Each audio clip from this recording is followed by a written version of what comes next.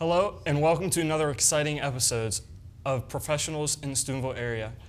Today, we have Mark Orecchio, one of the bigger realtors in the Steubenville area. Mark, it's a pleasure to have you on. Thank you so much for making the time to meet with us today. So, for the audience, do you mind telling us what your exact line of business is? I have two companies. I have Orecchio Properties. We have a few hundred houses and apartments and some commercial properties we rent. And then I have Home Environment Solutions. We're a specialty construction company. We do a lot of high-end insulation. We make houses more comfortable and efficient. We also do biohazard removal, mold, rodent infestation, sewage backup, and we do fire and water restoration as well. Awesome. So you previously said that you've met a lot of people and that you've met some people that have started from the bottom and worked their way up. What has specifically motivated you to wake up every day, just get better in what you do? In high school I was trying to figure it out. Everybody had a path and I couldn't figure it out, and I saw some people on TV who were into real estate, and it was interesting, so I read a lot of books, and it wasn't an easy path like today with seminars and everything you can go to. So I just started trying it out, and I kept reading more books and going to a lot of seminars. Seminars were real important in the earlier days. You go to Columbus, you go to Vegas, and you'd meet people in it, and then you would collect a group of successful people you could lean on a call and ask questions. And so in the first bunch of years, the goal was not to have a real job, to make this work out to where I could support myself. And so I think in the beginning it was just learning and trial and error. So you talked about seminars, and what has been the craziest experience? Because I'm assuming you've been to a bunch, you've had a bunch of experience in this line of business. What's been your craziest experience at a seminar or a convention that you've been to? I had an experience I didn't expect. I was asked to go to Israel with a guy who's written 18 best-selling books on real estate, and I thought I was just his guest. And I went to the seminar kind of late. I walked in, and he stopped the seminar, about 500 Israelis, and he introduced me. I didn't expect it. And then he brought me on stage. I definitely wasn't prepared for that. And then he told me, hey, by the way, you're doing the seminar today. I'm like, I can't do the seminar? He goes, yeah, you'll be all right. So I gave a seminar to 500 Israelis along with him. Wow. Just kind of a improv. Yeah. So, obviously that's a cool experience, but also in terms, it's also a learning experience for you. Throughout your professional career, what has been the best learning experience that you've had or received, and what's the biggest lesson that you've learned to help you grow? I don't think I can point out one experience. It's the fact that I'm still constantly going to seminars, meeting with people.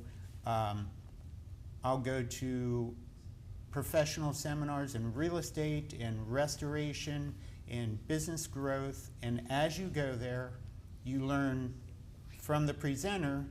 I also find that you learn as much from the people who are there. So you're there for a real estate seminar, but the guy next to you has a specific experience in business or construction, or I always find to get as much from the people in the audience as I do the presentation. Right. So I try to go to seminars throughout the year. There's a group out of Connecticut. I go up there a lot, and I get a lot from them. And I think as you go further in your career, you're going into better seminars, meeting better people that you wouldn't have gone to when you first started out. Right. As you progress, you're going and you're meeting better people with big companies and great ideas that will help you move forward. Yeah, that's awesome. So in terms of bigger businesses, when you get into those, I don't know if you've been near companies that have guys that are from Fortune 500 companies. It seems like when you get bigger, there's a bigger competition. Has there been a big struggle for you in that sense, or a big struggle in realty for you? I mostly deal with people who are self-employed. I don't really deal with the large corporations. I do a seminar in Connecticut, and there's 100 of us business owners, and those guys do anywhere from 1 to 100 million a year in business. And they all started with nothing, and we're all in a similar business, and I learn a lot from them. The corporate world, I think, is a whole different thing than a small business, and small, I mean probably under 70 million a year. Right, yeah. So I don't really deal with the corporate side. Okay. Yeah, I was just kind of curious to see if you've explored that type of business or whatever. But going on, when you first started, what were your first goals to get done, to be like, I needed to get here to propel me to the next step? What were those? I needed to make enough money to support myself, to buy a house, pay rent on a house, feed myself, put gas in the car, and to not have a real job. The goal was don't have a real job.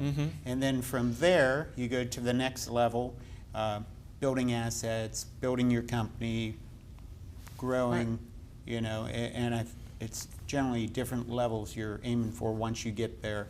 And I also find that business takes you in places you don't think you're going to go to, in that you think you're going in this direction, and once you get here, you meet somebody and learn this is better, that's better, and you end up in a place that you didn't expect, but it's generally a better spot than what you could have imagined when you first started. Right, awesome. So now that those first goals were obviously accomplished and you created quite a career for yourself, are there any further goals? Are you striving for more?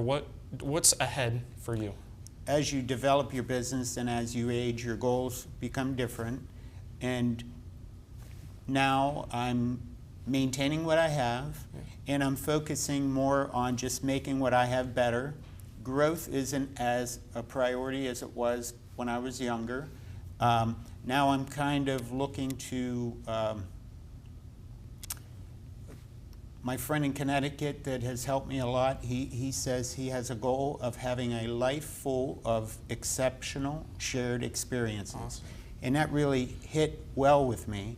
And at this point, I think I'd rather maintain my business, hone what I have, prepare it for maybe if one of the kids want it or what happens in retirement, but focus on a life full of shared exceptional experiences. Awesome. So you have to do both, but I'm not just grinding to grow and grow and grow.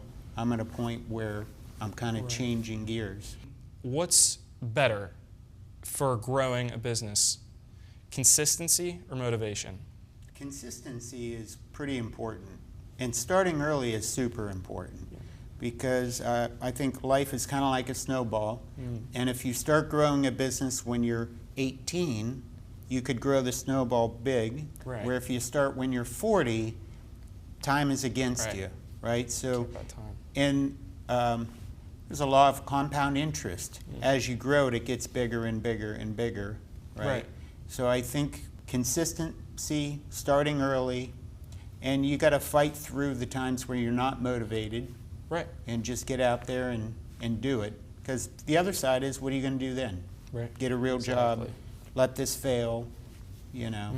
So I think you got to just keep going. Awesome. So last question for you.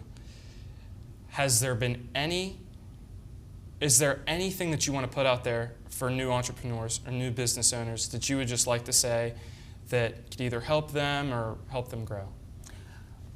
I think, like we touched on, you have education, which is good, and then you have outside education like seminars.